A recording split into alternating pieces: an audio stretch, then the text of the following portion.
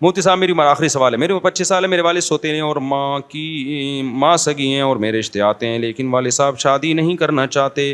والدہ ان کا ساتھ دیتی ہیں, 2 دفعہ میری بارات بھی بھیج چکے ہیں. میں جاب کرتی ہوں, شاید اس لیے وہ میری شادی نہیں کرنا چاہتے. یہ بہت بڑا مسئلہ ہے. آج کل لڑکیوں کو جاب کرواتے ہیں, پھر وہ نوٹ چھاپنا شروع کر دیتی ہیں, پھر نہ بھائی اس کی شادی ہونے دیتے ہیں نہ باپ, کیونکہ فری پھوکٹ کی حرام کھانے کی ان کو عادت پڑ جاتی ہے. تو لڑکیوں کی جاب کا جہاں بہت سارے سائڈ افیکٹ ہیں نا, ان میں ایک سائڈ افیکٹ یہ بھی ہے. ہم تو قائل ہی نہیں ہے لڑکیوں کی جاب کے. عورت گھر کی 4 دیواری میں اچھی لگتی ہے بھائی, اور پھر وہ آپ سے محبت بھی کرے گی, آپ کا انتظار کرے گی. اس کو دیکھنے کے لیے آپ کے علاوہ کوئی ہے نہیں. آپ سفر پہ جاؤ گے, آپ کے لیے وظیفے پڑے گی کہ میرا میاں واپس آ جائے. آپ صبح جاب پہ جاؤ گی, شام کو انتظار کرے گی میاں واپس آ جائے. اگر آپ نے جاب پہ بھیج دیا اس کو وہاں باس نظر آ رہا ہے, اس کو وہاں آپ سے زیادہ ہینڈسم بندے نظر آ رہے ہیں, پھر اس کو پیسہ نظر آ رہا ہے, تو وہ کہے گی یہ مکھنچوب پتہ نہیں کیوں پھلترو کی طرح ابا نے میرے ساتھ لگا دیا ہے. خام خا کا پھلترو کی طرح کیا لگ گیا ہے, چپک کے ایک بندہ لگ گیا ہے. تو گھر کا سسٹم کیا ہوگا, خراب. تو یہ نیچرل نہیں ہے, یہ انگریزوں سے آئی ہے. انگریزوں کا کوئی خاندانی نظام ہے ہی نہیں. ہم تو خاندانی لوگ ہیں بھائی, ہمارے یہاں بیوی بھی ہوتی ہے, بچے بھی ہوتے ہیں, پوتے بھی ہوتے ہیں, نواسے بھی ہوتے ہیں, بہویں بھی ہوتی ہیں, داماد بھی ہوتی ہیں. تو خاندانی لوگوں کے یہ کام نہیں ہے. تو مجبوری میں جاب کر رہی ہے ایک الگ بات ہے. نارملی میرے بھائی دیکھو, اور گھر والے بھی کیا کہہ رہے ہیں بھائی مدرسے میں پڑھانا ہے. بھائی مدرسے میں دین کی تبلیغ کی نیت سے تو پڑھاؤ بھائی. مرد پڑھا لے کے چلو تنخواہ ملے گی, گھر کی عورت کو گھر سے باہر اس لیے کہ تاکہ کما کے لائے, میں سمجھتا ہوں یہ قابل برداشت بولو نہیں. بھائی حالات آ جائیں گے تو حالات آئیں گے تو کوئی بات نہیں. سوکھی روٹی میں بھی چائے میں ڈبو کے کھاؤں گا, گھر والوں کو بولا آپ بھی چائے میں ڈبو کے کھاؤ. ڈبو کے کھانے کا اپنا مزہ ہے. تو ہم نے یہ عزم کیا ہوا تھا بھائی کچھ بھی ہو, فاقے ہونا شروع ہو جائیں, جو میرے بس میں ہوگا میں کمانے کی کوشش کروں گا. گھر کی عورت کو میں اپنے حالات سناتا, اچھا نہیں لگتا انسان کو, لیکن موٹیویشن کے لیے بعض دفعہ بتانا پڑتا ہے. ہم نے ہر طرح کے حالات دیکھے, ہم نے کہا نہیں بھائی گھر سے, اور شادیاں بھی ہوئی ہوئی ہیں. ایسے موقع پہ تو لوگ کہتے ہیں ہمیں کمانے والی چاہیے, 2 بیویاں ہو گئی ہیں, بچے ہیں, بھائی میں افورڈ نہیں کر سکتا, تیسری ہمیں چاہیے جو جاب کر رہی ہو.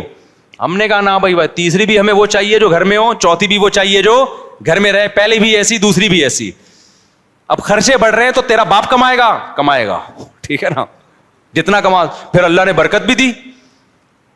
تو مرد کی کمائی میں اللہ نے برکت رکھی ہے. جس مرد کو عورت کی کمائی جس کو منہ کو لگ گئی نا, وہ مرد بڑا ڈھیٹ ہوتا ہے, بتا دوں آپ کو. اور پھر یہ چیز اس کی نسلوں میں ٹرانسفر ہوتی ہے. پھر تمہارے بیٹے بھی بن جائیں گے گھر میں بیٹھ کے کھانے والے. پھر وہ حشر ہوگا جو فلپائن کا ہوا ہے. فلپائن میں یہ رواج چلا کہ عورت بھی کمائی مرد بھی کمائے. تھوڑے دنوں میں یہ ہوا ہے صرف عورت ہی کمائے گی, مرد بیٹھ کے کھائے گا. اور یہ اپاہج پنا آ رہا ہے ہماری سوسائٹی میں. اس لیے آدمی بنو, پجامہ مت بنو. نہیں آئی بات سمجھ میں؟ آدمی بنو, پجامہ.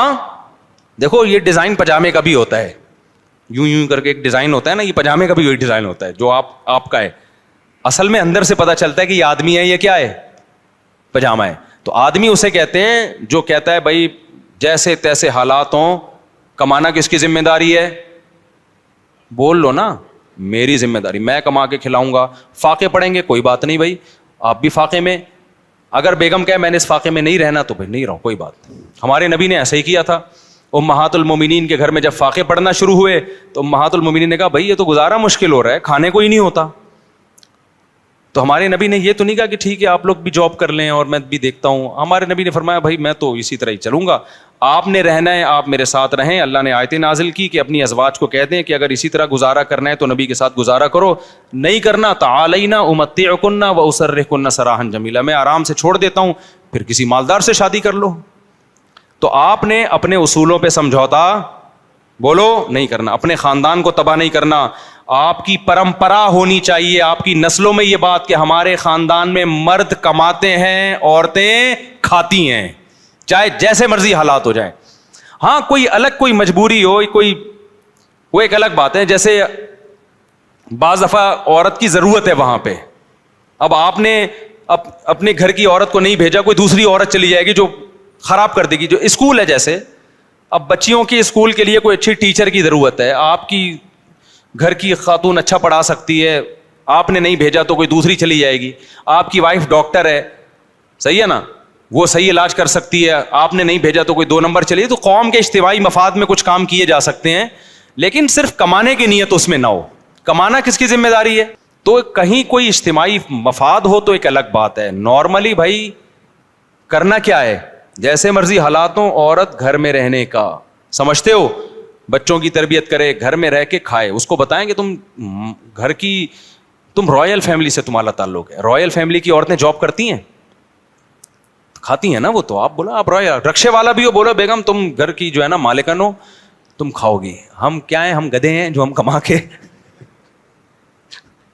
لائیں گے تمہارے لیے. تو اس میں دیکھو برکت ہوگی, اللہ تعالیٰ برکت دے گا, نسلوں میں یہ چیز چلے گی.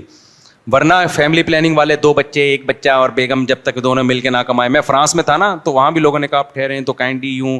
میں نے کہا بھائی جان ہم وہاں 19 افراد کو کھلا رہے ہیں الحمدللہ, بچے بیگم سب ملا کے ٹوٹل. ایک دن میں نے اندازہ لگایا تھا 18 یا 19 کو اس طرح کی. وہ اصل میں چینجنگ اتنی جلدی آتی رہتی ہے تو پتہ نہیں چلتا. تو میں نے کہا بھائی ہم تو جب بھی پہلے غریب تھے تو بھی اولاد بھی بڑھ رہی تھی, گھر والے بھی کی تعداد بھی بڑھتی جا رہی تھی, اب بھی ہیں. اب جتنا ٹائم گزر رہا ہے, ابھی ایک صاحب کل آئے, وہ کہتے ہیں میں نے پہلی شادی کی میں غریب تھا, دوسری کی اور فاقے پڑے, تیسری کی غریب, چوتھی کے بعد ان صاحب نے بتایا کہ رزق کے دروازے ایسے کھلے ہیں کہ ایسا لگ رہا ہے دروازے پھاڑ کے رزق آ رہا ہے. میں نے کہا تم نے اللہ پہ توکل کیا نا, اس توکل کا اللہ نے تمہیں بدلا دیا ہے. اگر کیلکولیٹر لے کے بیٹھے رہتے تو اٹکے بھی پہلی پہ رہتے اور اس کو بھی نہیں مل رہا ہوتا. نہیں یاری بات, یہ بچوں کے لیے باتیں یہ ہیں ہی نہیں. سوری, میں معذرت چاہتا ہوں, یہ غلطی ہو گئی, میں اپنے الفاظ واپس لیتا ہوں. میں پتہ نہیں کہاں کیوں یہ فضول قسم کی بڑوں والی باتیں آپ لوگوں میں کرنا شروع کر دیتا ہوں. یار یہ میری غلطی ہے, اس میں معذرت چاہتا ہوں. اچھا میرے بھائی, یہ آدھا سوال پڑا تھا بیچارے کا, آدھے میں ہی کھچائی کر لی اس کی. تو میرے بھائی وہ کہہ رہے ہیں کہ کہتے ہیں اب میں ایک لڑکے کو پسند کرتی ہوں, اس نے بھی بہت دفعہ اپنی والدہ کو میرے گھر رشتے کے لیے بھیجا لیکن وہ نہیں مان رہے, جبکہ لڑکے کے گھر والے راضی ہیں اور کہتے ہیں کہ نکاح کو کر لو, ہم ساتھ کھڑے ہیں. مگر میں ولی کے سلسلے میں معلومات لینا چاہتی ہوں. ایک تو ستیلا باپ ویسے بھی ولی نہیں ہے, دوسرا جب وہ رشتہ کرنے ہی نہیں دے رہا تو اس کی ولایت تو ویسے ہی ختم ہو گئی ہے. تو ایسی صورت میں جائیں کورٹ میں شادی کر لیں جا کے, کوئی گناہ نہیں ہوگا. اس پورے معاملے میں میری رہنمائی فرما دیں. اگر بغیر ولی کے رشتہ ہو جائے تو کیا میں نکاح کر کے واپس اپنے باپ کے گھر ان کو آ کے بناؤں؟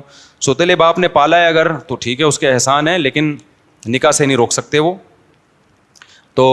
اور ویسے بھی بعض ہوتے ہیں کہ رشتے آ رہے ہیں دلچسپی نہیں لے رہے, تو دلچسپی ایک آدمی نہیں لے رہا ہے اس کا مطلب وہ ولایت اس کے ساقط ہے. تو ایسی خاتون کو چاہیے, کیونکہ لڑکیوں کے نا تھوڑا سا بھی لیٹ ہو جائے رشتے بند ہو جاتے ہیں, آج کل بڑے مسائل کھڑے ہو جاتے ہیں.